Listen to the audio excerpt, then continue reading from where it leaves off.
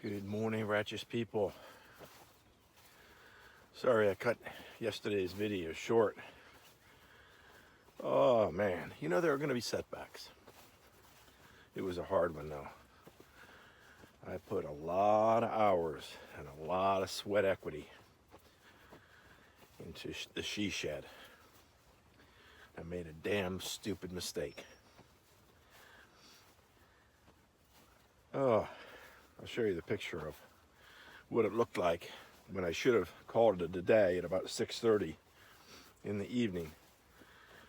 And some damn decision, I don't know what it is, made me, just looking for the next thing, and I put 2 pieces of sheathing up on the roof. But I hadn't sheathed the walls, so it was tight. I mean, I pulled on the walls and everything. It was tight, but that's a lot of weight.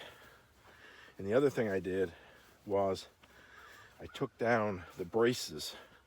There weren't many left, but there were probably 4, because I used those braces in order to create the rafter. Why do I not able to remember that term? I mentioned that last time. Anyway, the ties to the rafters. Yeah, so what I did was I used those because, hey, they were handy, the braces, and so that meant I took the braces down, thought with the rafters, and if I had not sheathed it, it would have been fine. But what happened was that, according to the guy who sold me the property, he said, if we get, normally, we just get normally like a western wind, which makes perfect sense, coming across the country.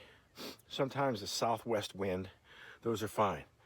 But when it comes in, apparently, from like the southwest, hits the mountains, comes back, and becomes a wind from the southeast, which is right this way, right over English.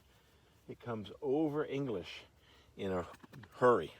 And when it does, it gets up in this hollow. And he said, when you get that southeast wind, he said, the only thing you can do is dig a hole. He said, it is really like inline winds. And he mentioned that down in the holler, he had very strong winds down there. I didn't hear them. But he said they were whistling real loud, which meant it was coming down off of English here, around, and English this way, and then down through here, and then right up that hill, and that's where the shed was. And I had put the sheathing on the north side of the house, so it grabbed a hold of it from underneath and just pushed it over. It wasn't violent or probably that dramatic. Violent or that dramatic. It just literally just pushed it over. But of course that took down the entire shed. Oh my gosh. So I got to start from scratch. I mean, it's not from scratch in the sense that most of the wood was preserved. I lost a couple of the longer boards because they had obviously more pressure on them over their length. So I lost some of those. All the studs and everything actually are in pretty good shape. They're all cut to length now, but I literally have to take it all up, back down to the platform, and rebuild it.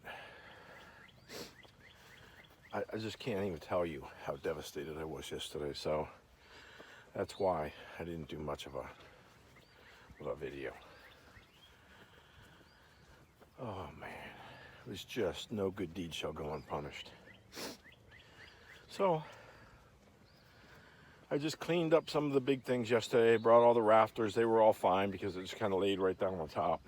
They just stayed right where they were on the top sill, still connected to the top sill. And they just rolled right over. It was the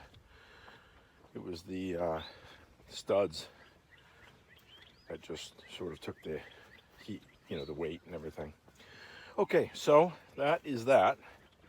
So I just cleaned it up, took all the rafters up to the barn, took all the sheeting up to the shed. I took a number, cleaned up the site a little bit as far as getting rid of the boards that were, looks like my resident coyote has got the squirts. And then, so today I've got to dismantle all the walls and start building them back. Come on, Saber. Look at him back there, half crazy. And that is what today is. We're supposed to have fairly good weather today. A little bit overcast, which is nice because I've been getting burned up in the sun. And then starting tomorrow, we're supposed to have rain, but here it seems to be intermittent rain. I notice they always say, rain, 60% chance of rain. Doesn't mean 60% of the day. It could be just in the morning, a couple showers or whatever, so that's not too bad. This East Tennessee weather is actually pretty good, better than I thought. I thought being on this side of the mountains, we'd get caught with storms sitting here a lot more often. We've had a lot of rain, but just doesn't seem to be quite as bad as I maybe anticipated, so that's good. I gotta put my coffee down for a second. Right? You gotta know what's important in the morning. Cup of Joe to get you rolling, to make up for my catastrophe. Look at that. I'm a sad sight, but to me, that's a sadder sight down there. How beautiful it looked. But that wasn't the only thing yesterday, because, hey, things happen in threes or something, I guess. So I don't know what the third one was. Maybe it's still coming, God knows. So I was mowing. That's what I did to take a break. You can see how beautiful the bluegrass looks in here. The pasture, which was the cow pasture. That's why you have this line right here. That line represents where the cows used to walk along here. And they've changed the topography right there. Caused a little bit of it's nice because they've caused a little bit of a level area. Makes it a little bit easier instead of coming all the way down the hill. But I don't know if you can see it just right there. You'll see like a half moon. For some reason we have these half moon shapes in here. I don't know, crop circles or something.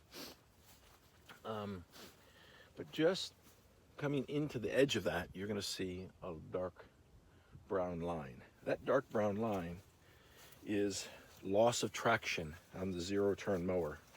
As I was coming along that ridge, and the back end started kicked out on me.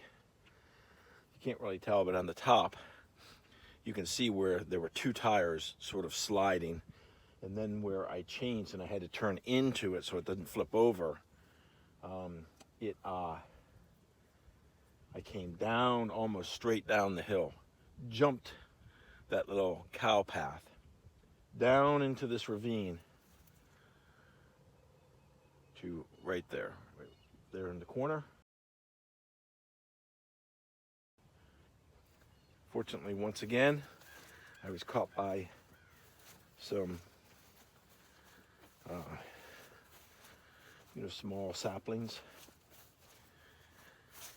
And once again, the zero-turn mower turns to be a death machine.